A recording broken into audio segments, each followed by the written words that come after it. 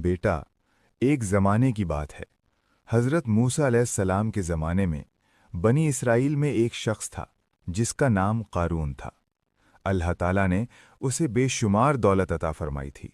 इतनी दौलत कि उसके ख़ज़ानों की चाबियां भी कई ताकतवर आदमियों पर भारी थीं। बाबा ज़रा रुककर सांस लेता है। बेटा, क़ारून के पास सोने के ढेर थे, चांदी के संदूक थे और कीमती जवाहरात उसके महल में चमकते रहते थे। लोग उसे देखकर हैरान रह जाते थे।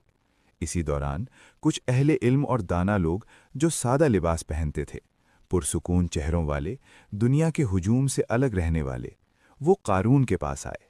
उन्होंने कहा, अल्लाह ने जो तुम्हें दिया है उसमें गुरूर ना करो, आखिरत को ना भूलो और ज़मीन में फसाद ना फैलाओ। मगर बेटा, क़ारून ने गुरूर से जवाब दिया, ये सब मुझे मेरे इल्म की वजह से मिला है।